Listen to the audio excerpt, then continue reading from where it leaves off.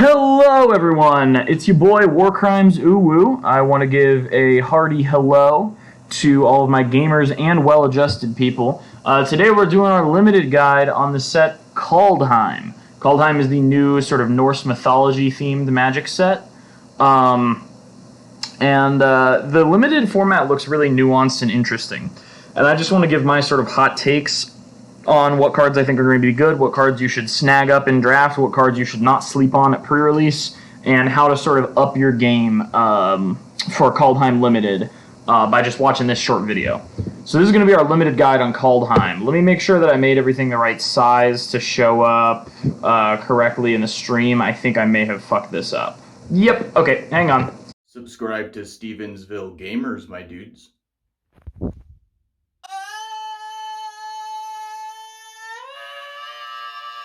Quick recap on bread. Bombs, removal, evasion, aggro, and duds or dregs, just the bad stuff. So bombs are just cards that pretty obviously are going to change the state of the game, things your opponent has to answer or you're just going to win.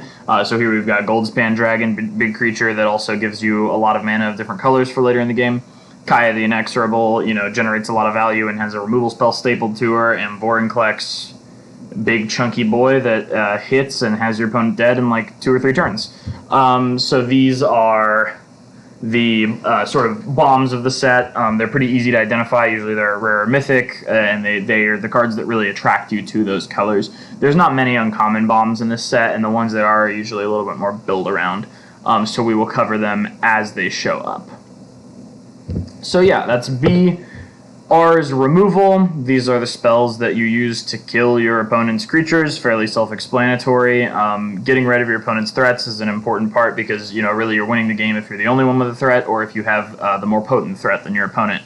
And removing their most potent threat or one of their most potent threats with a piece of removal is one of the best ways to accomplish that. So, keep removal at the front of your mind as you're playing through the set, and we'll go over some other pieces of removal that are more niche to specific archetypes as we go through the limited guide. Evasion is the next thing to make sure of. The most common forms of evasion are things like flying, unblockable, menace. Death Touch is kind of a form of evasion because they'll be unincentivized to block it, as is this ability on Ice Hide Troll, which gives it indestructible till end of turn, because you can just win a combat for free for 2 snow mana oftentimes, and your opponent's not going to want to block that if they know that that's a possibility. So that is a form of what we'd call pseudo-evasion. But the menace that Draugr's Helm gives, either to the zombie berserker that you make or just to whatever creature you equip it to, and the flying here on Mistwalker are just straight-up forms of evasion, not pseudo-evasion, just actual evasion. That just, by the mechanics of the game, make it harder for your opponent to block them. So these are things to look out for because they help you clean up gummed-up board states. So, next we've got aggro. That's the next thing to sort of prioritize. And here we're just talking about creatures that let you take an advantage pretty early. You have Breakneck Berserker, 3 mana, 3/2 with upside. The upside being haste. Usher of the Fallen. Just a 1 mana 2/1 that can make more 1/1s potentially later. Nothing wrong with that. Definitely a good aggro creature. And Bloodski Berserker. 2 mana 1/1, whenever you cast your second spell each turn, you put 2 counters on it, gains menace until end of turn. So it's actually aggro and evasion. So these are just good commons and uncommons to look out for that fulfill the A. And then there's duds or dregs. The D is just the bad cards in the set, the cards that don't really do what you need them to do, or they're not going to be able to consistently do something. So right here we've got something that shuts off non-land permanent cards in graveyards and libraries, which, maybe 1 or 2 cards in the set actually care about. Or Broken Wings, which destroys artifacts, enchantments, or flyers, which is, relatively wide, but you're still going to encounter enough decks that have none of those 3 things that the card will maybe be just a blank card in your hand, and you can never afford to have a blank card in your hand in Limited. And then Smashing Success destroys an artifact or land. Again, I think you're going to be kind of hard-pressed for this to be relevant in most games. You also get a treasure token, I guess, if you destroy an artifact this way. So these are the duds of the set. So this is stuff you generally do not want to prioritize in draft. You put it in your sideboard if you get it, or put it in your sideboard in pre-release if you're playing like a best of 3 event. It'll obviously be really good against some decks, but not stuff you want to put in every deck. And then I briefly want to go over the new mechanics of this particular set.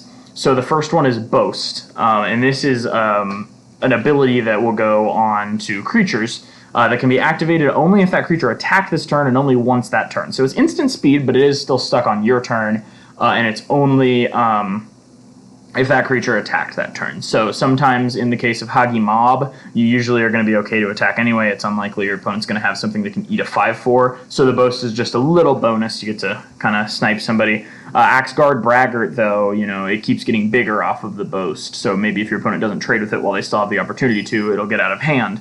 And then with Horizon Seeker, sometimes you're okay with trading with it and just activating the boast to grab a basic land, which can be a snow land, to make sure that you have access to the plays that you need next turn.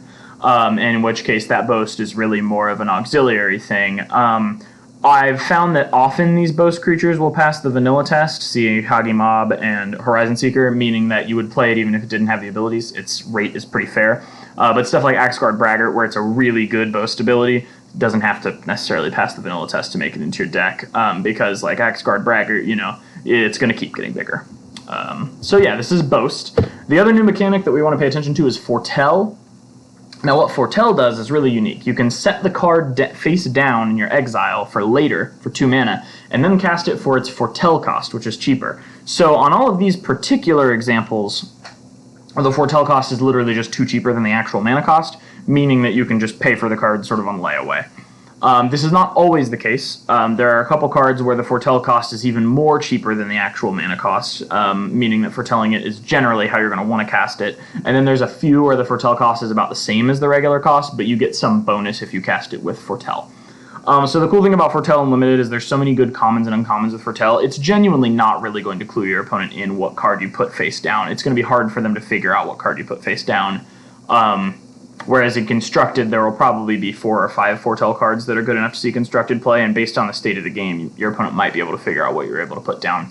But in this limited format, there's so many different Foretell cards, it's very hard to see. You're not really choreographing much by setting one face down, and you have a lot to gain by paying for pretty strong cards in installments. Like this Augury Raven's a 3/3 flyer for 4 mana normally, or Foretell for 2. Mammoth Growth is a combat trick that foretells for 1 and gives +4/+4, so, win a combat or just do a bunch more damage to your opponent's face. That card's not awful. Doomscar Oracle is a 3/2 that lets you gain 2 life when you cast your second spell each turn, and you can make sure that happens pretty easily by foretelling this down and then casting the next spell. So Foretell is all about just sort of pre-planning, maybe taking a turn off to set some stuff down, and then having a more explosive turn where you cast a lot of spells for cheaper than you should be able to. So that's Foretell. And then Snow also is returning, and we'll talk a bit more about that later, but it's important to note that there are Snow basic lands, but you have to draft them. You can't just fill your draft deck with Snow basic lands. And then also, potentially in the place of Snow basic lands, there are tapped Snow duels with subtypes, which, will come up in Limited, but not unless you're playing a specific type of deck that really wants Snow mana. So, with that said, these are some commons just to look out for. Just some commons that go, regardless of the archetype you're playing, if you're in these colors, these commons are going to be ones you're pretty happy to fill your deck with. So in white, we've got Bound in Gold, 2 and a white, Aura, Enchanted Permanent can't attack, block, or crew vehicles, and its activated abilities can't be activated unless they're mana abilities. So, one of the more restrictive sort of pacifism variants. It costs 1 more, but no activated abilities and no crewing vehicles. That's pretty good. And it just enchants a permanent. So you can enchant a Planeswalker and shut them down. You can enchant a land that has an activated ability if you're really scared of that, like a man land or something. You can enchant an artifact that has an activated ability. This has a lot of use cases. So Bound in Gold is definitely one of the best commons you can get in white. Beskar Shieldmate is a 2-mana 2/1 that when it dies creates a 1/1. So, it's a bear, sort of like it'll trade with bears, and it'll leave behind a small body that might be useful later when you're swinging out or when you've got to go wide pump spell. So Beskar Shieldmate is definitely a common to keep your eye out for. And then Stalwart Valkyrie is another common to keep your eye out for. It's normally a 4-mana 3/2 flyer, but if you have a creature in your graveyard, you can exile that to only pay 2 for Stalwart Valkyrie, in which case it's an insane rate. A 3/2 flyer for 2 is amazing and limited, because just think about how few turns it's going to take for you to really whittle your opponent's health down with a 3-power flying creature if they don't have a flyer. So the Stalwart Valkyrie is definitely something to look out for. You're not going to be casting it on turn 2 in Limited 99% of the time, but later in the game, you could be having a turn where you're playing this and a 4-drop, or this and a removal spell for their only flyer, if you're only casting it for 2. So Stalwart Valkyrie is very good. Next, we're going to go to blue. One of the most controversial cards of the set, Raven Form, just from a color pie stance, just pedantic nerds, not like from a gameplay perspective. But it has Foretell for 1. Exile an artifact or creature. Its controller creates a 1/1 blue bird creature token with flying. So, I mean, if you absolutely need a flyer, you can get rid of one of your tokens to get a bird. You know, it's good that you can technically target yourself with this, but 99% of the time, well, probably not 99%, but probably like 85% of the time, you're going to be hitting your opponent's bigger creature, and, you know, you're going to be doing it at a stage in the game where you do not really care that they have a 1/1 bird with flying. Or you're going to be hitting an artifact that, you know, is much more much more able to be dealt with as a blue bird than it would be as the actual artifact. Maybe a powerful equipment or something like that. So Raven Form is going to be one of Blue's better pieces of removal in Limited. Lityara Kinseekers, I think the win state on this card, like the state where this card is good, is not as unlikely as it looks. Basically, when it enters the battlefield, if you have 3 or more creatures that share a creature type, so that includes just like one other shapeshifter and one other creature of any kind, because this is a shapeshifter, or just 2 creatures that share a type and this, because this automatically shares a type with it, given that it has Changeling.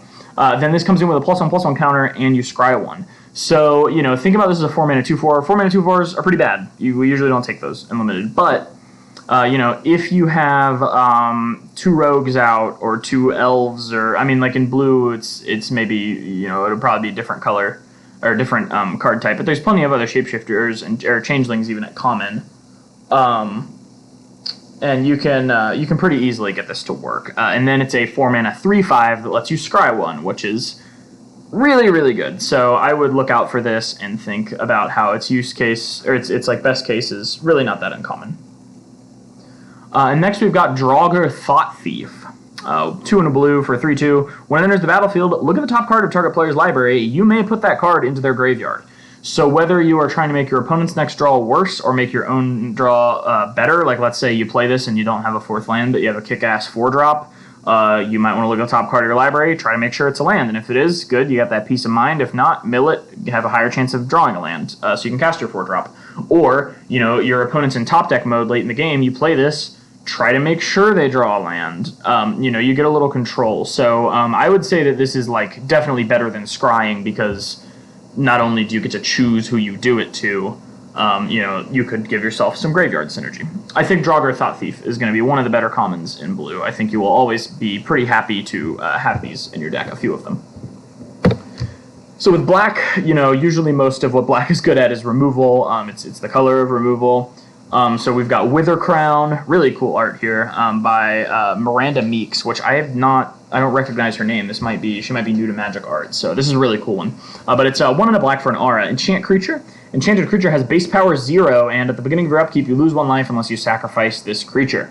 So, if it's got an activated ability that they want to keep it around for, or if they want to keep it around to block, it is going to drain them every turn. Most of the time, they're going to just sacrifice the creature to Wither Crown. Or if not, then it probably wasn't worth playing Wither Crown on. Wither Crown's just going to go on their big tramplers. They're evasive creatures.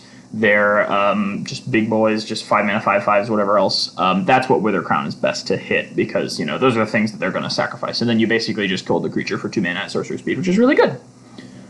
Dogged Pursuit. If any of you played during Guilds of Ravnica, which wasn't that long ago, you know, it just recently rotated, there was a card called Ill-Gotten Gains, or Ill-Gotten Inheritance, and it was 3 and a black for, at the beginning of your end step, or with Ill-Gotten Gains, it was your upkeep. Each opponent loses 1 life, and you gain 1 life. And it had an activated ability for 6 mana that you could immediately drain your opponent for 4 and gain 4, which this does not have, but that card was definitely the best common in that limited format. It was the same cost, it just had that activated ability, and it happened on your upkeep instead of your end step. But I think in a way, Dogged Pursuit is even better because it does it the turn it comes in. You lose that activated ability, so you know that makes it worse. But the fact that this does it when it comes, the turn that it comes in, does it on your end step, is really relevant. And I think Dogged Pursuit is going to be one of the sort of staples of slower decks in this format that play Black. Because, you know, you've got a clock. It's a clock, you know? You're draining and gaining 1 literally every turn. It's clock. And you need clocks in Limited. So Dogged Pursuit is definitely common to look out for. Any Black deck, aggressive, controlling, whatever, is going to want 2 or 3 copies of this to feel very happy about their prospects of winning in the draft. So keep an eye out for Dogged Pursuit. And then Feed the Serpent is just kind of your basic 4 mana, exile target creature or planeswalker. Just, instant speed. You can look at it like Vraska. It's a strictly worse Vraska's Contempt, because Vraska's Contempt does this but gains you 2 life at instant speed. But this is a common. And in any black deck, I think even aggressive ones, you're going to want a few copies of Feed the Serpent. It's just got so many different things that you can... It's just got so many different things you can answer with it. So, definitely a top priority. And the dog is eating a piece of gravel from the fish tank. Drop it. Drop it. Alright, she went under the bed, so we're going to have to hear that awful sound for the rest of the set review. Very cool. Okay, so red has Frostbite, which is a snow instant. 2 damage to target creature or planeswalker. If you control 3 or more snow permanents, it's 3 damage instead, and it costs 1 red mana. Love this art, by the way. But yeah, you basically don't think of this as the 3 damage. Just think of it as a shock that can hit a creature or planeswalker. You want those in limited. You want a 1 mana spell that answers their bear, so your turn 3 can be answering their bear, playing your own bear. You're gonna feel pretty good about that. Not much to say. Demon Bolt, 2 and a red, 4 damage to target creature or planeswalker at instant speed, and it's got Foretell for 1. So on a turn where there's not much happening, you can set this down, and then later you got like a Super Bolt, which is, really powerful. Demon Bolt is going to be one of the better pieces of removal at common for red in this set, I would wager. And then lastly, we've got Cinderheart Giant, just a big boy, just 5 and double red for a giant berserker with trample, 7/6. And when it dies, it deals 7 damage to a creature an opponent controls chosen at random. So, you're going to kill one of your opponent's creatures. It's an on-curve creature that when it dies, kills one of your opponent's creatures. This is not going to be doable without some ramp or some, cost reduction or just a really controlling game plan. But if you can make that happen, this is a good payoff, especially for a common. And then we've got green, the last color we want to go over, the sort of generic good use commons for Sarulf's Packmate. We've got the Pizza Rhino of the set. It's 3 and a green for a 3/3. When it enters the battlefield, draw a card. And it's got Foretell for 2. So Pizza Rhino, this has Pizza Rhino stats. It has 1 less power, 1 more toughness, which means it can eat bears, which Pizza Rhino could not do, but it does not trade with bigger things like Pizza Rhino could. So there's some upside, some downside. But it's a 4-mana 3/3 that draws a card.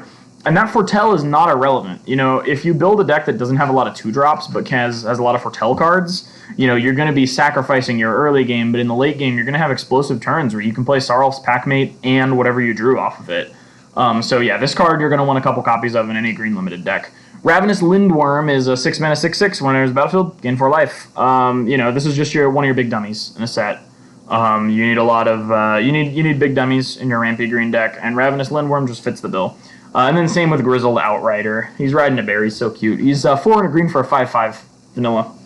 So 5 mana 5/5. Usually you're pretty not super happy to have these, but you need some big guys. There's not too many good big guys in this set, and the 5-drop slot of Grizzled Outrider can be really helpful. So yeah, those are the green commons to sort of look out for. Now we're going to look at some archetypes. White-blue Foretell. So these archetypes are just sort of to show you what to draft or what to keep in mind when you're drafting, what kind of synergies you can play off of. And in this set, each color actually gets an uncommon legendary, each color pair actually gets an uncommon legendary creature as well as an uncommon saga. So that's something to keep in mind. So we'll start with white and blue. So Vega the Watcher is 1 white and blue for 2/2 flyer, legendary bird spirit. Whenever you cast a spell from anywhere other than your hand, draw a card. So they made this a little bit more vague just so that in other formats like Commander or something, you can build this guy and get something neat out of him with things like Flashback. But in this set, it's clearly meant to interact well with Foretell. So, when you're casting one of your Foretell spells, draw a card. And draw a card is some of the 3 most powerful words in Magic. And then, of course, it's a flyer, so it's got some evasion, which is nice. Just a 3 mana 2/2 flyer, you're never going to be sad to be playing that. But, if you fill your deck with Foretell cards, a lot of which are good on their own, then Vega the Watcher can draw you cards. And if you're drawing even 1 card off of this, it's insane value. It's great. So, one of the Foretell cards I want to show you is God's Hall Guardian, which is 5 and a white for a 3/6 Vigilance. Not a great rate, but it has Foretell for 3 and a white. So, you set it down early, and then you play a 4 mana 3/6 Vigilance, which is above curve. You just had to take a turn off earlier to get it. So, you're going to want one or two of these in a Foretell deck. And then we've got Behold the Multiverse, which you don't mind casting for its mana cost, 3 and a blue, scry 2 and draw 2 cards. But if you Foretell it, then later in the game, you can be taking a turn where you are casting this off of Foretell, and you still have 3 or 4 mana, maybe even 5, left over to actually cast one of the spells that you drew. And scrying 2 and then drawing 4 cards, or drawing 2 cards, is going to go 3 or 4 cards deep in your deck. So if you're looking for something specific, Behold the Multiverse is more likely than just a regular draw spell to allow you to find it. And the other thing that's important is it's an instant. So if you draft any counter spells or just instant speed removal, you can leave them up and still be sure to be doing something with your turn, even if there's nothing worth playing your removal or counter spells on, because at the end of your opponent's turn, you can cast Behold the Multiverse, something that's not true of things like Divination that we get in most sets. So important to note there. And then there's also a Saga that boosts you off of Foretell. 1 a white and a blue. Step 1, gain 2 life for each Foretold card you own in exile. 2, add a blue and a white, spend this mana only to Foretell cards or cast spells that have Foretell. Worth noting, you do not have to have Foretold those cards. You can just use this to cast cards that have Foretell. And then for 3, return target card with Foretell from your graveyard to your hand, so some recursion. So this is kind of trying to sort of pay for itself on the way. It gives you back 2 of the mana you spent on it, so you can Foretell something. And then you get back something like a Foretell removal spell, which is huge. So Nico Defies Destiny is going to be something you're absolutely going to want in your Foretell deck. It slows you down considerably, but it also gives you enough value to really outpace your opponent in the late game, and I think that's what this Foretell deck is going to be about. So then we've got Iron Verdict, which is a Foretell piece of removal, almost like I foretold that. So it's 2 and a white.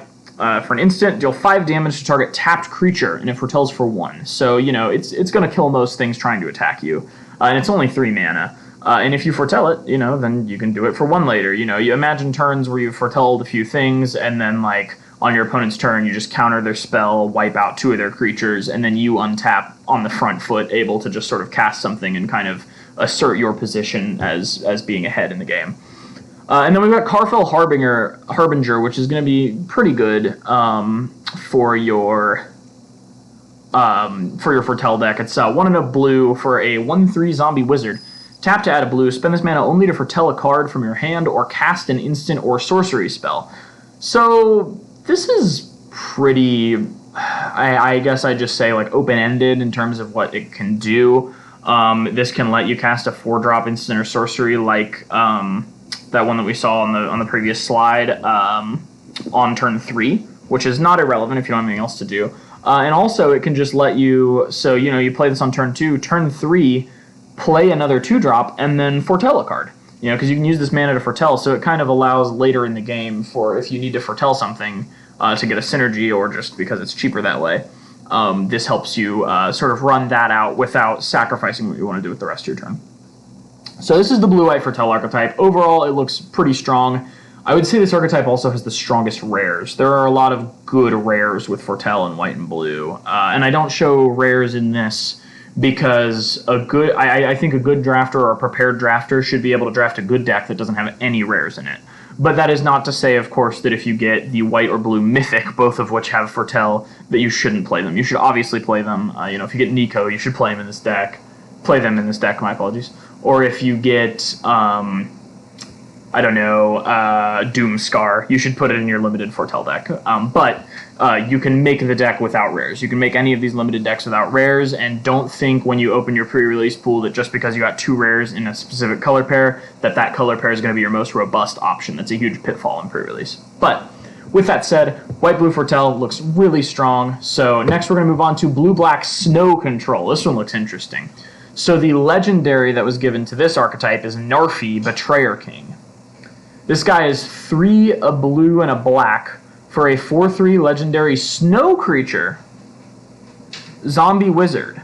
Other snow and zombie creatures you control get +1/+1, and you pay 3 snow mana to return him from the graveyard to the battlefield tapped. So if he goes in the yard, if you've milled yourself or your opponent's milled you and he's ended up in the yard, or if he's just died, if you have 3 snow mana, which is a little hard to do in limited, I get that, but if you have 3 snow mana, if you've made that happen, you can bring this guy back tapped just every turn. They kill him, and you're like, oh, I'm sorry, I got 3 snow mana. Narfi's coming back.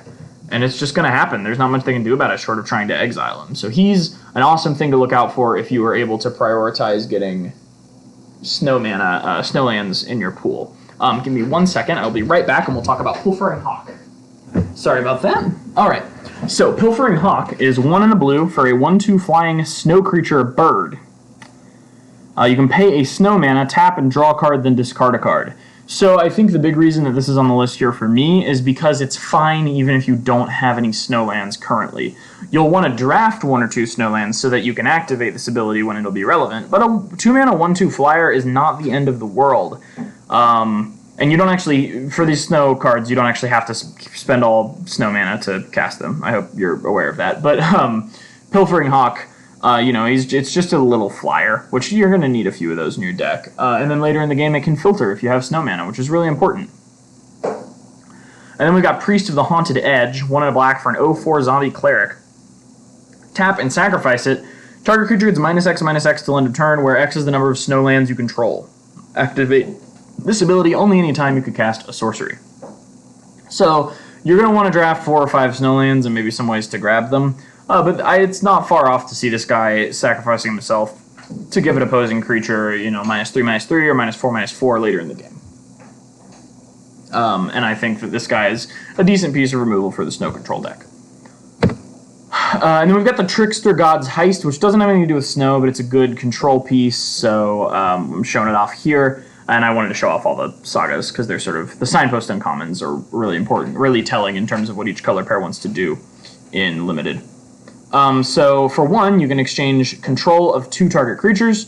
For 2, you can exchange control of 2 target non-basic, non-creature permanents that share a card type. So 2 non-basic lands, or 2 artifacts, or 2 enchantments, or 2 planeswalkers, which that's not really going to happen in Limited, but the other stuff is potentially relevant.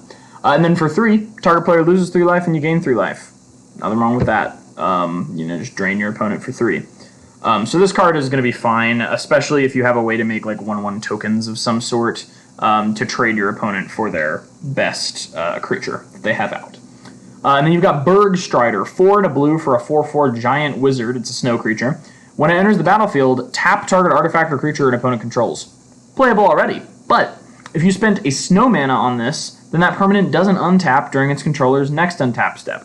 So, this goes from a 5 mana 4/4 with a little bit of aggro potential in terms of tapping down one of your opponent's things so it can't block, to something that disables a creature for a turn and a half. Going into your opponent's turn, going into your next turn, you get to attack again, and that thing doesn't get to attack you. And it's not hard to, especially at the stage in the game where you're casting 5 drops, have 1 snow mana to spend on this. So Bergstrider's up there. And then we've got Hailstorm Valkyrie. Now, Hailstorm Valkyrie is one of your cards that's hopefully going to be winning you the game later.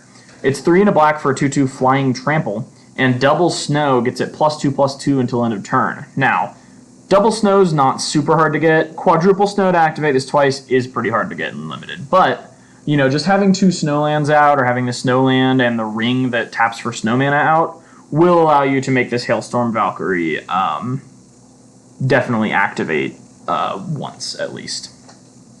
So, Hailstorm Valkyrie, you can often think of it as a 4 mana 4/4 flyer with trample, and I think that's, pretty great. So next we're moving into Black-Red Sack Aggro. Black-Red is one of the color pairs in this set that doesn't feel like its identity is super fleshed out. But I tried my best to highlight the cards that sort of make this engine tick as best I could. So when Carter Doomscourge, which is a 2-mana, Carter Doomscourge, Jesus, is a 4 mana, it's 2 a black and a red for a 4/3 legendary demon berserker. When it enters the battlefield, until your next turn, creatures your opponents control attack each combat if able, and attack a player other than you if able. That's a commander thing. There's not really any multiplayer potential in Limited, other than Two-Headed Giant, which this wouldn't affect. And whenever an attacking creature dies, each opponent loses 1 life, and you gain 1 life. So that includes Carter, but that also, that's intended, your opponent has to swing with all their creatures, you get to eat them with your bigger creatures, and then drain your opponent a little on top of losing their creatures. This guy is really strong, probably one of the stronger signpost uncommons in the set, just given that, you play him and your opponent basically either has to use up a combat trick or let him eat a bear. and let maybe one of your other creatures at least trade advantageously. You really get control over how trades are going to go the turn after you lay this guy down, which is pretty exciting, pretty good. Next, we've got Village Rites, which is 1 black for an instant. You have to sacrifice a creature and draw 2 cards. There's a lot of ways to make crappy little tokens that you wouldn't mind sacrificing to Village Rites, and there's also some creatures that do cool stuff when they die. So Village Rites is just pretty okay here. At instant speed, you can also just hold it up until your opponent tries to remove one of your creatures, and then sack it in response with Village Rites, so that you get to draw 2 cards off of it instead of it just dying to whatever your opponent was going to play. So generally pretty good to play in limited. Fearless Liberator is 1 and a red for a 2/1 with Boast for 2 and a red. Create a 2/1 red Dwarf Berserker creature token, and this is also a Dwarf Berserker. It's not hard to imagine a world in which you swing with this on turn 3. Like, you play it on turn 2, swing with it on turn 3. Your opponent blocks, you just make a new one, and this trades with whatever it blocked it. So, you trade with a bear, you leave behind a 2/1, you just had to spend some mana for it. Not terrible. Also, just cool in a deck where you have a good sack outlet, and you can, attack and make a dude and sack that dude pretty quickly. So Fearless Liberator is not too bad for a 2-drop. And then we've got this sort of sack payoff here, Carter's Vicious Return. 2, a black and a red. Step 1, you may sacrifice a creature. When you do, Carter's Vicious Return deals 3 damage to any target. So, you're thinking these Dwarf Berserker creature tokens that you're making, those are good things to sack. There's a few ways to make 1/1s in several different colors. Those are good to sack. Step 2, each player discards a card. This one's a little awkward, but if you're playing an aggressive deck, you can possibly get Hellbent before this activates and make it so your opponent's the only one who actually has to discard a card. And then step 3, return target creature card from your graveyard to the battlefield. Put a +1/+1 counter on it. It gains haste until your next turn. So that's kind of the nutso part here. You get to reanimate something. Maybe it's the thing that you sack to step 1 in the worst case scenario, or playing this very late in the game, maybe it's something that costs more than 4 mana, and then you're just getting all kinds of free stuff off of this. This honestly feels like it should have been a rare saga, but it's uncommon, and it's kind of the reason to play red and black. This is just such a value card. This really screams Eldest Reborn to me in terms of all the things that it allows you to do. And then we've got Turgid's Shadow, 3 double black, or Foretell for 2 double black, so the Foretell isn't giving you that much of a discount. You're usually just going to cast this for its mana cost, but it's an instant. Each player sacrifices 2 creatures. I could see a world where you're spending your first few turns just foretelling cards, so that you can cast this, and your opponent's the only one who has to sacrifice creatures, and then you start actually playing stuff after that. Because this doesn't have to be 2-sided. You don't have to have 2 creatures to play this. You can just do it if you have 1 creature or no creatures, and then just your opponent is sacking 2 creatures for 5 or 4 off of Foretell, which is really good. So this is definitely something to keep an eye out on. But also, if you just control like 2/1 Dwarf Berserkers, then you're getting to just you're not sacking much, and they might be sacking like their 4-drop or the things that they actually plan to play on those turns. I know we've got Dwarven Reinforcements, which is 3 and a red for a sorcery. Create 2 2/1 red Dwarf Berserker creature tokens, and it foretells for 1 and a red. Not much to say there. Just makes you 2 dwarves, which you could sack later if you wanted. So next we've got Red Green Ramp and Big Boys. So there's not much of a theme in Red Green, but just lets you kind of ramp and make big boys, which is, at the end of the day, that's what Magic is about. So Svella, Ice Shaper, is 1, a red and a green for a 2/4 with a lot of abilities. Legendary Snow Creature, Troll Warrior. Pay 3 and tap. Create a colorless snow artifact token named Icy Manalith with tap, add 1 mana of any color. So you can make mana rocks with this creature, which this is often gonna be a pretty relevant ability. You block with her, you make a mana rock. And then next turn, you're just ramped a little bit. And that lets you lead up to her big ability, which, usually you're going to be using these mana rocks to just cast bigger spells, or she's going to die after making 1 or 2 mana rocks, or before making any, if your opponent assesses her as a threat. But, if you somehow get to basically 8 mana while you've got her out, you get to pay 6, a red and a green, and tap to look at the top 4 cards of your library. You may cast a spell from among them without paying its mana cost. Put the rest on the bottom of your library in a random order. So this isn't really going to get you something for cheaper generally, because you're not going to be playing a lot of things that cost more than 8 in a limited deck, let alone more than like 6. But every turn, without having to actually have a card in your hand, you can grab just hopefully something big off of the top 4 cards of your library. 4 isn't that deep, so sometimes you will whiff. You'll get like a 2-drop, or you'll get, I mean, I don't think you'll often get nothing, but sometimes you will whiff. But, you know, if you're in a state of the game where you have the luxury to be activating that second ability, you're probably in a good spot, and getting like Rootless U, or even just like the Pizza Rhino, the 3/3 Pizza Rhino off of that will probably be enough to solidify your advantage. So, pretty good card, good one to look out for. Haggy Mob is one of the sort of big boys that you can ramp into. It's 4 in a red, 5-drop, 5/4 Troll Berserker, and it boasts for 1 in a red, deal 1 damage to any target. And the reason that this is here is because there's actually a lot of 1 toughness creatures in this format. There's several ways to make spirit tokens, bird tokens, 2/1s. This kills the 2/1 dwarf berserker creature tokens. This kills the 1/1 human tokens. There's a lot of stuff that this boast kills, and worst case scenario, if it doesn't kill anything by itself, this can trade with 6 power or with 6 toughness creatures. You can just hit your opponent in the face for 1. And remember, this boast ability can only be activated once per turn, so you can't like swing on turn 6 and then do the boast ability 3 times, but you can do it once. You can and you can do it before blocks too. Like if they've got like a few different blockers, you can swing, activate the boast to kill their 2/1, and then they have to think a lot harder about how they're going to block you.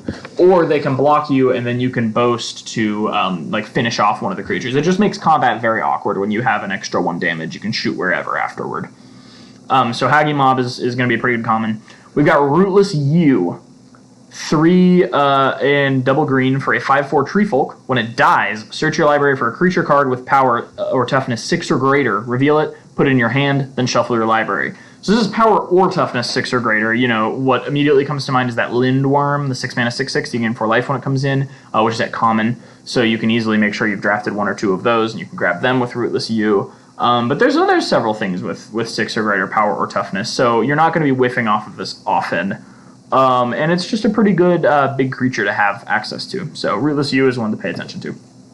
And then we've got Arnie Slays the Troll as the Saga, which sort of pays you off for having big creatures, because the first step, that's red and a green, and the first step is that one of your creatures fights one of your opponent's creatures, or creature you don't control. So yeah, target creature you control fights up to 1 target creature you don't control.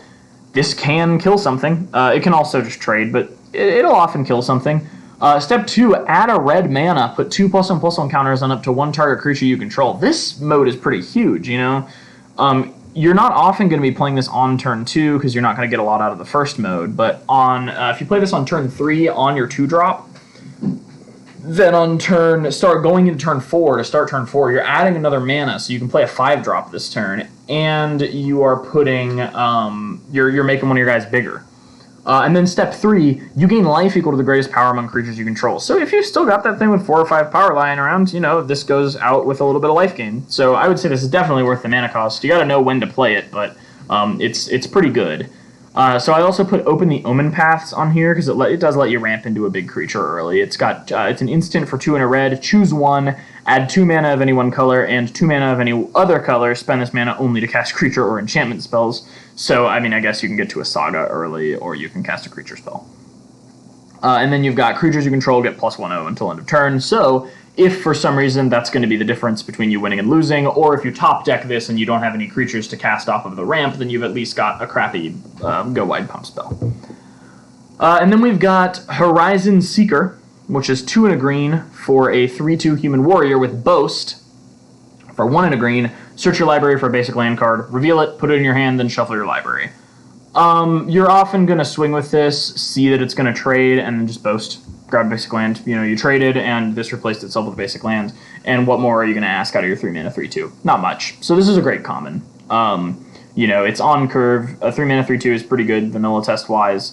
And you get to grab a basic land if you swing with it, which it's not like it's going to get eaten the turn it can swing. It's going to maybe get traded with, but you still get to Boast after they block, grab your basic land, and then do the rest of your turn. So nothing wrong with Horizon Seeker. Searching for a basic land is also extra helpful if you're playing a snow deck.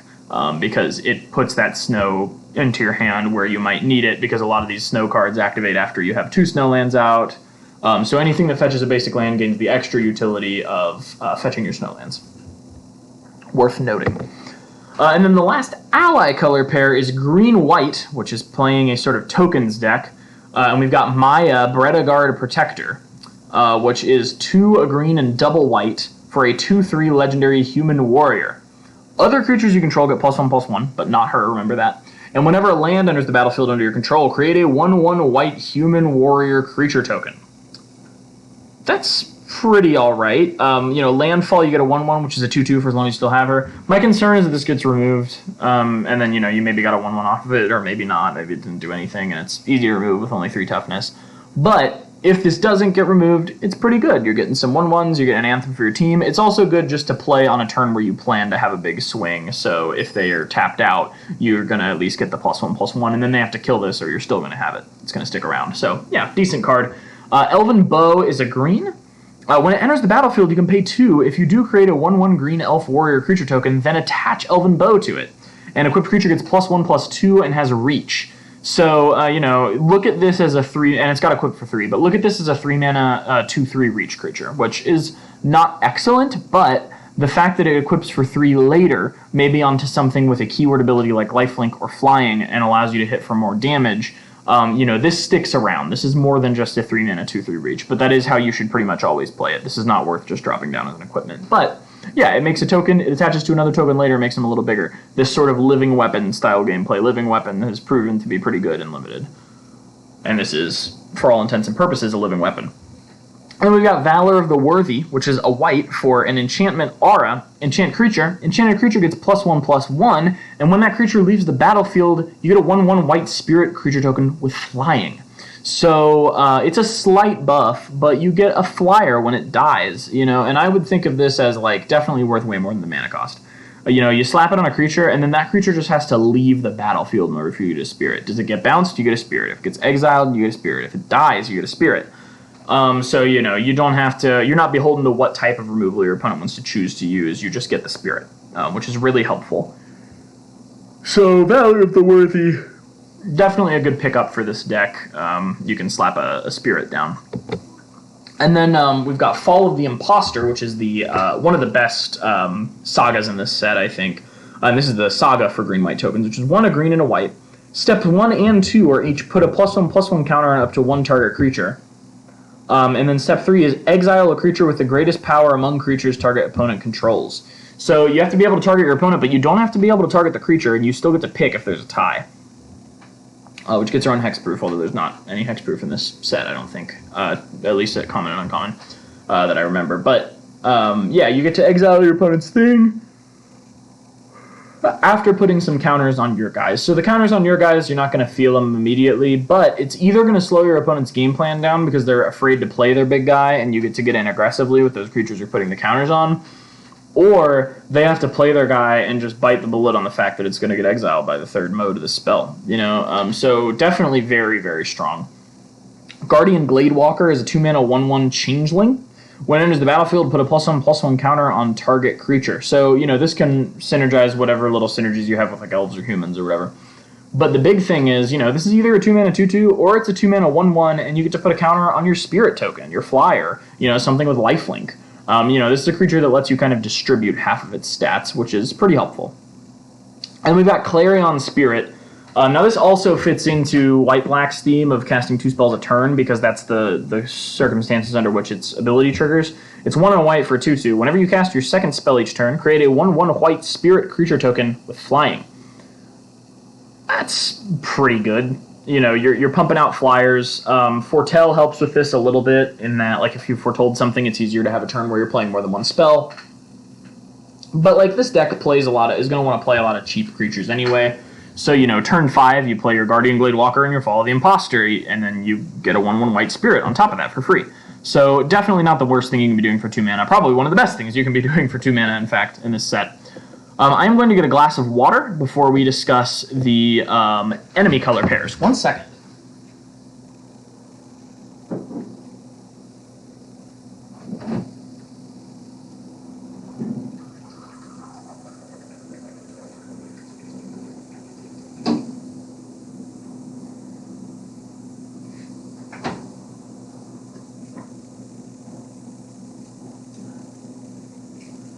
Alright, so green-black is Elf Tribal. And we've got Harald, King of Skemfar. He is 1, a black and a green, and he's a 3/2 legendary elf warrior with menace. And when he enters the battlefield, look at the top 5 cards of your library. You may reveal an elf, warrior, or Tyvar card from among them. He's the new planeswalker, and put it in your hand. Put the rest on the bottom of your library in a random order. So, yeah, he's a he's a creature on curve with evasion, and he looks at the top 5 and grabs an elf, warrior, or Tyvar. And that's not too hard to hit. You're probably not going to whiff that in limited if you really focus on drafting the best elves in this set. When you whiff, it's going to feel pretty bad, but it's not going to feel that bad because you still played an on-curve creature with evasion. Skemfar Shadowsage is 3 and a black for a 2/5 elf cleric. When it enters the battlefield, choose one. Each opponent loses X life, where X is the greatest number of creature types you control that have a creatures you control that have a creature type in common, or you gain that much life. You get to choose if they lose or you gain. Whatever is more relevant. He's a decent blocker. They look to be a little bit below curve in terms of being a 2/5 for 4 instead of like a 2/6 or a 3/5. But they're at least going to lose 1 life or you're going to gain 1 life. That's the floor. But if you have another cleric, it's 2. If you have another elf, it's 2. If you have 2 more elves, it's 3. Or if for some reason you have like 5 bears, then it's 5, because it doesn't have to be its own creature type. This is an interesting form of tribal where, like, obviously you're going to want to play it in an elf deck or, like, I guess a cleric deck so that you can maximize, so that you can count Skemfar Shadowsage among them. But in the event that that's not the thing that happens to be what you have the most of, you still get to drain them a little. So definitely a card to look out for. Roots of Wisdom is 1 and a green. Mill 3 cards, then return a land card or an elf card from your graveyard to your hand. If you can't, draw a card. So if you have to play this on turn 2 and you don't happen to mill a land or an elf, you get to draw a card. You don't just lose. You don't just have your 2-drop do nothing, basically. Which is kind of them, but the likelihood of that happening is pretty low anyway. But milling 3 cards, and then you get either a land, which is going to make it a little easier to get snow together if you need snow, or you can get an elf. You can get Herald, which is an uncommon, so maybe you can draft 2 copies of him. You can get that Skemfar Shadowsage. You can get the 4-mana 3/3 that makes a 1/1 when it comes in, or 4-mana 3/2 that makes a 1/1 when it comes in. There's a lot of stuff you can get off of Roots of Wisdom. And it's a nice thing to draw in the late game because it's not just a draw spell, it's another copy of whatever the best elf you played that game that died was. So definitely good to get. Binding of the Old Gods is the Saga, and I'll be honest, this doesn't have much to do with elves, other than the last mode maybe synergizing with elf tokens, if you want to wrap your head around it that way. But this is such a good card. You're going to want it if you're in this color pair. You're going to go into one of these colors if you see this and you're in the other color. 2 a black and a green. Step 1, destroy target non-land permanent an opponent controls. That doesn't say creature, it just says non-land permanent. As artifacts, enchantments, if they drafted a planeswalker, that's gonzo. Step 2, search your library for a forest card, put it on the battlefield tapped, then shuffle your library. If you're trying to make some Sultai Snow thing work, you get to grab a tapped Snow Duel, you get to grab a Snow Forest. Or just, worst case scenario, a basic forest. Or, if you're drafting this Elves deck, you can get the black-green forest and put that in tapped, because those duels do have basic land subtypes. So that's kind of crazy. And then step 3, creatures you control gain Death Touch until end of turn. So probably the least relevant mode on this powerhouse of a card. But if you have like 3 1/1 those 1/1 green elf warrior creature tokens that a lot of these cards can make, and you give them Death Touch, it's not like your opponent's going to feel happy about blocking them this turn. They're not going to block them that turn. So you get in some extra free damage with that third step on the Saga. So Binding the Old Gods, I think, is definitely one of the strongest cards in the set. Not even like taking into account its rarity. Like, I think this goes toe-to-toe with a lot of like the mythics and stuff in the set. But yeah, Binding the Old Gods, very good to have in Limited if you're in these colors. If not, kind of pivot into them. This card's great. Next we've got Return Upon the Tide, which is 4 and a black for a sorcery. Return target creature card from your graveyard to the battlefield. If it's an elf, create 2 1/1 green elf warrior creature tokens. And this foretells for 3 and a black, so you're not getting much of a discount there. But the awesome thing is, you get Herald, and you pay 2 extra mana for them, you got 2 extra 1/1s, which at that stage in the game is going to be a plus. Get the Elderleaf Mentor, and you're going to get 3 1/1s and a 3/2 for 5 mana, which is pretty good. This is a flexible card, and even if it's not returning an elf, you can return the Lindworm with this, and then your opponent just has to deal with it again. So this is a card with elf synergy, but that doesn't absolutely demand that you return an elf if you have a better creature in your graveyard. And lastly, we've got Elderleaf Mentor, 3 and a green for a 3/2 Elf Warrior. When it comes in, you get a 1/1 green Elf Warrior creature token. So it's a 3/2 and a 1/1. They're both elves for your elf synergy. What's there to hate? You know, you block and trade with a 4/4. You can block a lot of things and trade with them with this and keep the 1/1 for whatever it's useful for. You know, maybe you got some sack outlets or something, or you just have a go wide option later. So definitely very cool. Elf Tribal, something to keep an eye on. Binding the Old Gods is just really strong on its own. If you're playing black, you might splash green for that, or vice versa. Then we've got Black-White Double Spell.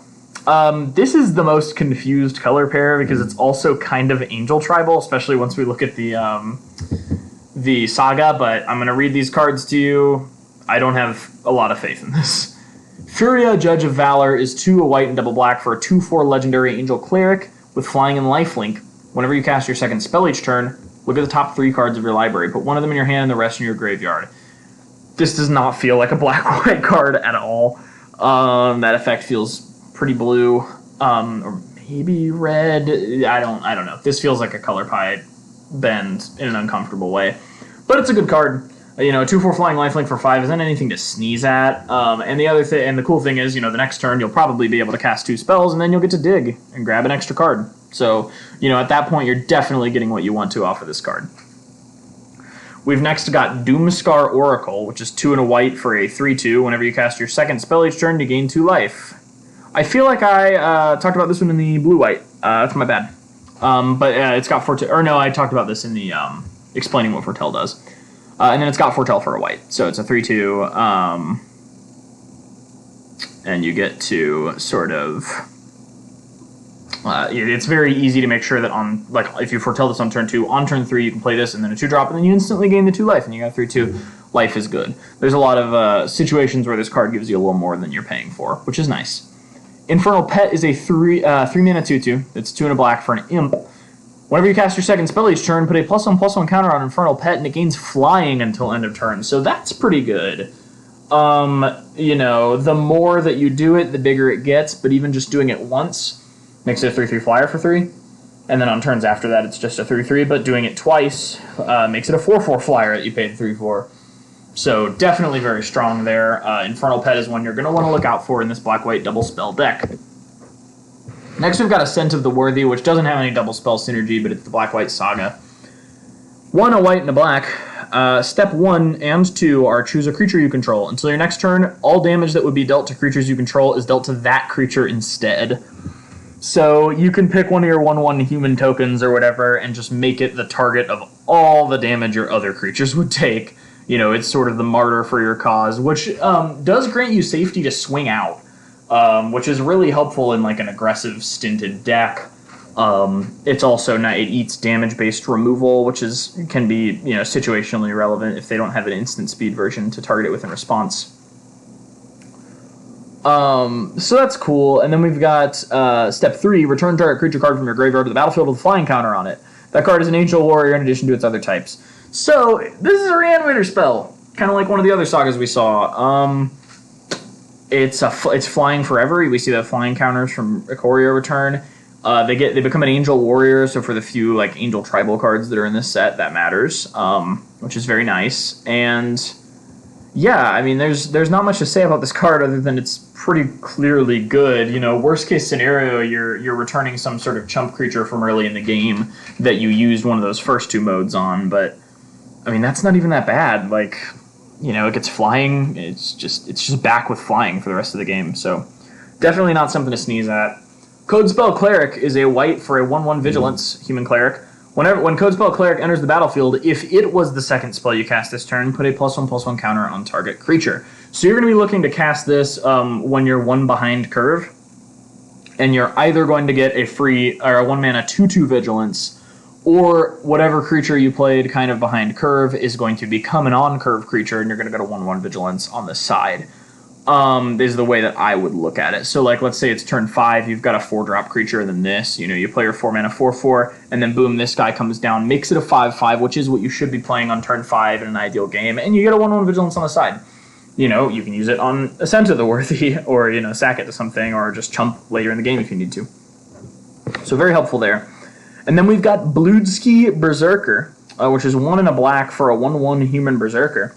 Whenever you cast your second spell each turn, put 2 +1/+1 counters on Bludski Berserker. It gains Menace until end of turn. So even just activating this once, like casting 2 spells on turn 3, is going to make Bludski Berserker a 3/3 with Menace for the turn. So it's already better than you paid for it, and a 2-mana 3/3 is huge in limited. Ignoring that Menace, like pretend you're never going to give it Menace again or put any more counters on it, it's still excellent. So one of the best uncommons to grab for this deck, but also just like any black deck, it's really not that hard to cast a second spell on your turn, and the ceiling on this card is so high, and the floor is not awful either. Like either they're going to remove it because they're scared of it, or you're going to get to put at least 2 counters on it. So Bludski Berserker is excellent black card in this set. And then we've got white-red equipment. Cole the Forge Master is the legendary uncommon for this archetype, and it is a red and a white. He is a red and a white for a 2/2 Dwarf Warrior, legendary. Whenever another non-token creature you control dies, if it was enchanted or equipped, return it to its owner's hand, and creature tokens you control that are enchanted or equipped get +1/+1. So there's immediately some synergy here with the cycle of sort of living weapon equipments in the set that let you pay an extra cost and they come down with a creature to attach them to. And that's like it automatically attaches. And those are really good with this guy because those tokens are immediately going to get +1/+1. But, all of your little dudes that you manage to slap an equipment on, if they die before this guy does, you get them back and you get to just play them again, and that's huge. It basically means that if your opponent has targeted spot removal, they have no choice but to play it on Cole. Otherwise, whatever they hit with it is just going to go back to your hand, and you're going to just play it again. So, he's a magnet for removal in a deck that, gets set behind pretty bad if its creatures get removed. Because you need stuff to put equipment on. We got Tormentor's Helm, which is a red for an equipment. Equipped creature gets +1/+1. Whenever a equipped creature becomes blocked, it deals 1 damage to defending player, and this equips for 1. So it's, slightly better short sword, but only in red. And this is just, going to be the cheapest way to put an equipment on your creatures so that they get benefits from your cards that give you bonuses for equipment or auras. So Cole, for example, you need your creature to get Cole's benefit as quickly as possible. This is the cheapest way to do it. Master Scald. Master Scald is a 4-mana, 4 and a white for a 4/4 Dwarf Warrior. When it enters the battlefield, you may exile a creature card from your graveyard. If you do, return target artifact or enchantment card from your graveyard to your hand. So if your opponent has managed to remove one of your equipments, or if just an aura fell off or a creature with an aura died earlier, you can do the pretty minimal cost of exiling a creature from your graveyard. In fact, that's basically nothing.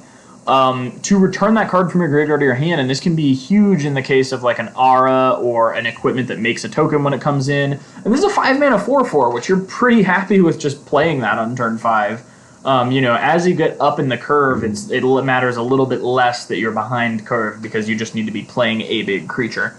So Master Scald is really good. Going to be really helpful in those decks for when your stuff does get removed. And then we got the Saga for white-red equipment, which is Forging the Tyrite Sword. Worth noting, she can also bring back Forging the Tyrite Sword because it just says Artifact or... Whoops.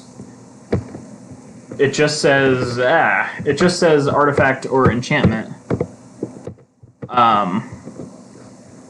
It just says Artifact or Enchantment, not specifically Equipment or Aura. And sorry about that, y'all. I was trying to go back a slide, and I accidentally went forward all of the slides. Okay. So that was Master Scald.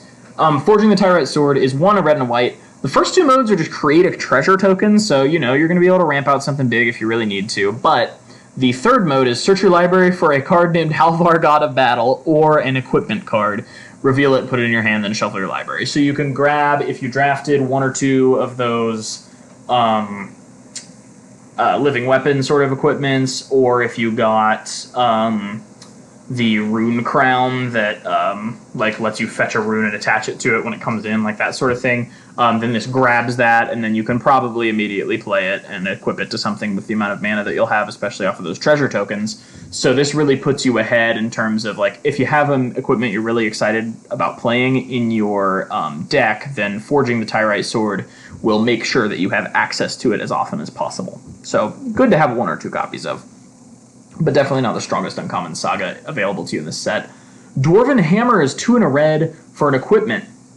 When it enters the battlefield, you can pay 2. If you do, create a 2/1 red Dwarf Berserker creature token, then attach Dwarven Hammer to it. Equipped creature gets +3/0 and has Trample, and this equips for 3. So for those counting at home, that's a 5 mana 5/1, and then later you can equip this for 3 and give any equipped creature +3/0 and Trample, which, as it stands, there's a few ways to do 1 damage to creatures with 1 toughness, and if you run into this, you paid 5 mana for a creature that can die to one of those things. You know, there's the one with Boast that deals 1 damage to something, and that feels awful. I think you're pretty okay with, playing the dwarf, paying 5 for this and getting the dwarf and trading it with something. And then later you slap this on something with lifelink, and it's going to trade with anything. It's going to maybe do a little extra damage over to your opponent, and you're going to be gaining a lot of life. You're going to be sitting pretty. You slap this on a flyer, that is a mean clock. So Dwarven Hammer, as at least a 1 of in a lot of these decks, is going to be finishing games for you. Very valuable to draft. And then lastly, we've got Starnheim Courser. 2 and a white for a 2/2 flyer, which is on rate. A 2/2 flyer for 3 is never something to turn your nose up at. But it also has artifact and enchantment spells you cast cost 1 less to cast. Not only does this affect equipments and auras, including the ones that have pseudo-living weapon, it also affects sagas. So Forging the Tyrite Sword is only a 2-drop with Starnheim Courser. And it's a good target for your equipments and auras as well, because it is a flyer. So anything, any way that you boost its stats, you're going to be gaining the advantage of boosting the stats of a creature with evasion instead of just a regular creature. So, this synergizes with runes, it synergizes with equipments, it synergizes with these sagas. So Starnheim Courser is a very good card to keep an eye out for in this deck. We have 2 archetypes left. The second to last one is Red-Blue Giants / Prowess. This one's a little weird, but I think it can come together with the good common giants. So Agar the Freezing Flame is your legendary. It's 1 a blue and a red for a 3/3 legendary giant wizard. Whenever a creature or planeswalker an opponent controls is dealt excess damage, so more damage than needs to be dealt in order to kill it, if a giant, wizard, or spell you control dealt damage to it this turn, draw a card. So basically, if you do excess damage with a giant, a wizard, or a spell, you get to draw a card. That's pretty good. And it's a 3 mana 3/3, so, just the threat of this having not really trample, but instead of, trampling over, I get to deal more damage, or I get to draw a card, makes this better than just a 3 mana 3/3, because it does trigger off of itself. If this gets blocked by, a 3/2, then it, replaces itself. I know I said the card was nothing to sneeze at, but sorry about that. And then we've got Glimpse the Cosmos, which is a lot of text for Anticipate. It's 1 and a blue for a sorcery speed Anticipate, which is look at the top 3 cards of your library, put 1 of them in your hand and the rest on the bottom in any order. As long as you control a giant, you may cast Glimpse the Cosmos from your graveyard by paying a blue rather than paying its mana cost. If you cast Glimpse the Cosmos this way and it would be put in your graveyard, exile it instead. So, flashback for a 1 blue as long as you control a giant, and that's the real text on this card. If a blue-red Giants deck exists, I would have a hard time believing it wouldn't play 4 copies of this, just because, casting this and then immediately casting again for 1, and you gotta remember in Standard, Bone Crusher Giant exists, but we're not here to talk about Standard, we're not here to talk about Constructed. In Limited, Sorcery Speed Anticipate is usually toward the bottom of the list. You'd rather just kind of play the card that you want to get off of it. By the time you're actually casting that card, you probably would have drawn through those 3 cards anyway.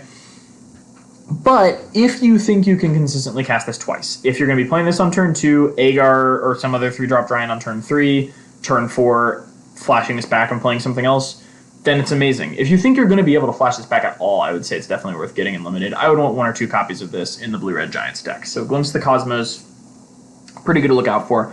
Basalt Ravager, 3 and a red for a 4/2 giant wizard. When Basalt Ravager enters the battlefield, it deals X damage to any target, where X is the greatest number of creatures you control that have a creature type in common. So, If you don't have any other creatures, or if all of your other creatures are all different types, this just does 1 when it comes in, which is still not nothing. You can kill something with 1 toughness, which there's a lot of in this set, or you can ping your opponent for 1. That's the floor. The ceiling of this is probably a Flame Tongue Kavu, which is one of the best cards you can get unlimited. But consider just you have another giant or another wizard out. You play this down, you get to shock something. This is a 4-mana 4/2 that shocks something, which is really strong. So Basalt Ravager, I think, is one of the better uncommons in the set. You're never going to be mad to play a 4-mana 4/2 and kill like their bear that they played earlier. Basalt Ravager is definitely going to be one of the better cards, I think, to pick up in limited. Even if you're not in the giant tribal, giant's prowess sort of mindset, this is just a good card to have. So we've got the Saga, Invasion of the Giants, which is going to help you cast some of these expensive dudes. So it's a blue and a red, and the first mode is just Scry 2. So it doesn't do really anything for the board the turn it comes down. But Scrying 2 is helpful. It helps you dig for the giant that you're going to want to have in your hand for the rest of this saga to do its thing. So step 2 is draw a card. Then you may reveal a giant card from your hand. When you do, Invasion of the Giants deals 2 damage to target opponent or planeswalker. So you can't get rid of a creature with this. Not a lot of planeswalkers in limited, but you can hit your opponent in the face for 2. That's not bad. Would you play a blue and a red for Scry 2, draw a card, hit your opponent in the face for 2? Debatable. Step 3, the next giant spell you cast this turn costs 2 less to cast. Now there's the hotness. If you're playing this on turn 2, then that is going to trigger on turn 4, which is going to allow you to play basically up to a 6-drop giant, if everything has sort of gone according to plan. And that's a pretty meaningful thing to be doing on turn 4. But if you play this later in the game, you could be casting big guys that you just don't have the mana for normally. I would say this is not one of the better uncommon sagas, but if you're playing the Giants deck, I wouldn't sneeze at having a couple copies of this in there to use.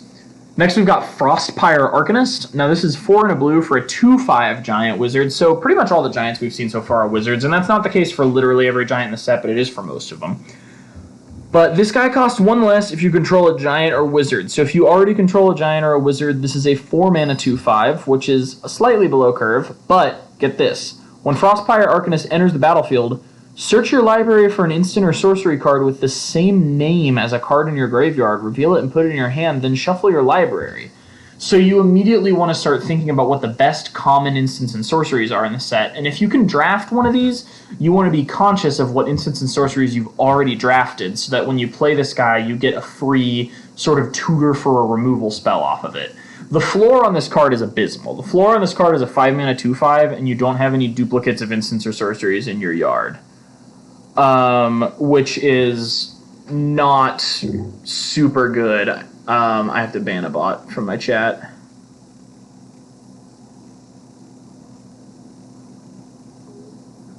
The floor on this card's awful. Not very good. But the ceiling on this card, 4-mana 2/5, even just 5-mana 2/5 that tutors for a removal spell, you will have room for as many of those as your deck can handle.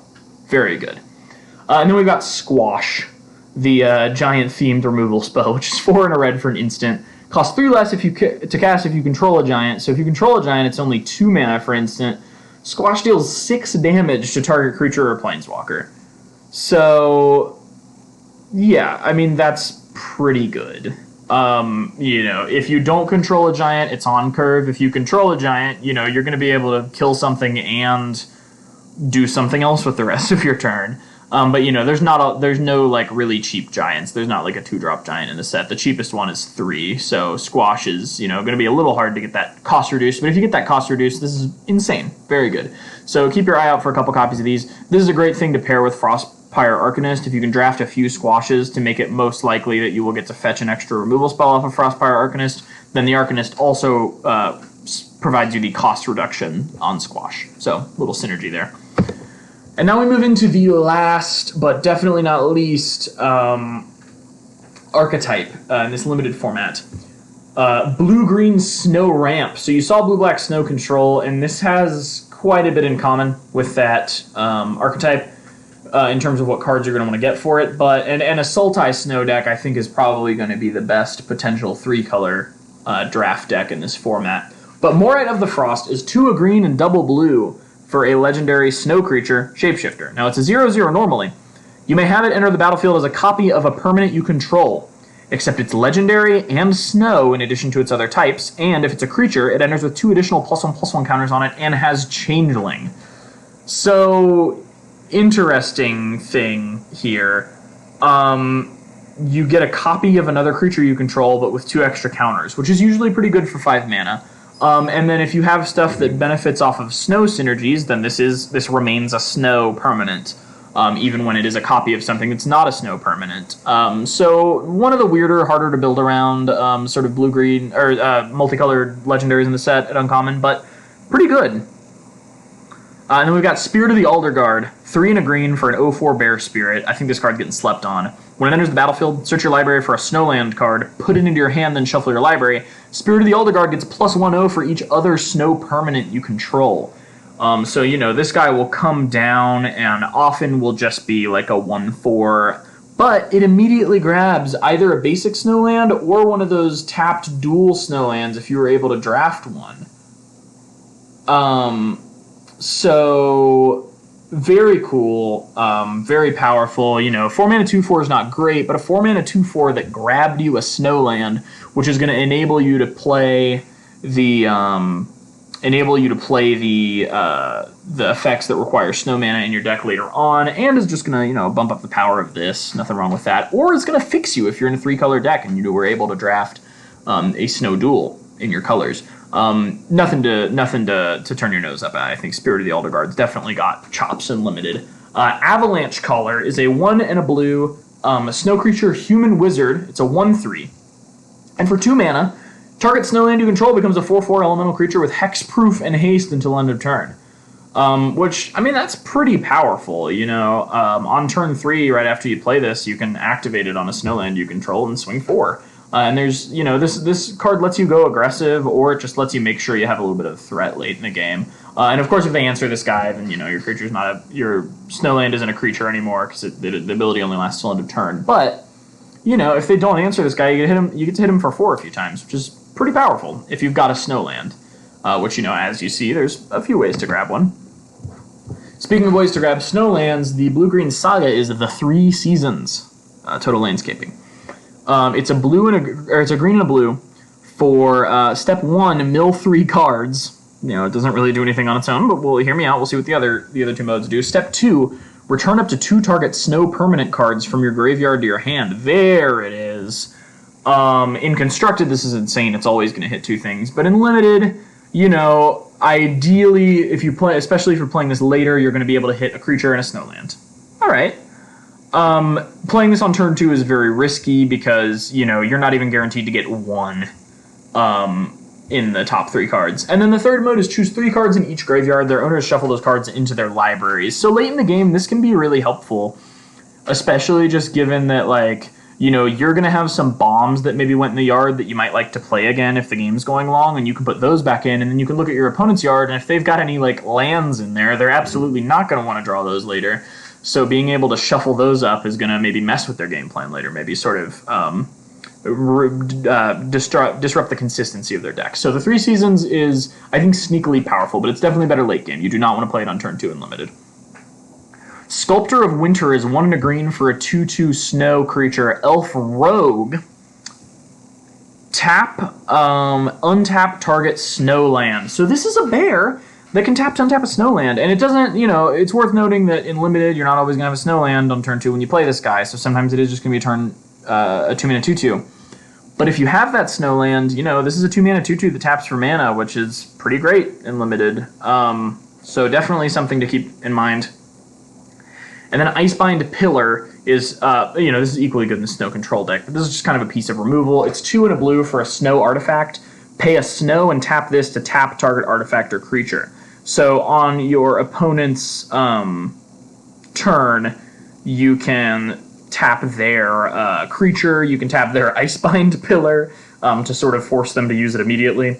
This card literally does nothing if you don't have a Snowland, so don't play this if you were only able to draft 1 Snowland, because you're probably not going to be able to get it going. But if you drafted a few snowlands, especially if you've got the bear that grabs them, or like a 3 seasons to try to search for them, if you've got a way to grab your snowlands, then Icebind Pillar is going to be very good to you.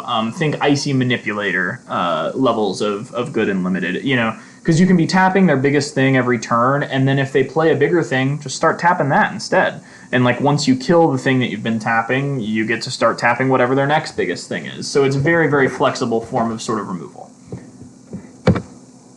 With that said, I think we're going to be wrapping it up now. I appreciate you all hanging out, and this will be uploaded on StevensvilleGamers on YouTube. So if you would like to see it there and sort of examine it further for your before your pre-release, which, not a lot of pre-releases because of COVID, but for your drafts on Arena or your sealed on Arena, feel free to do so. And I hope you all have a wonderful day. Thank you for hanging out with me while I went through my set review. Goodbye.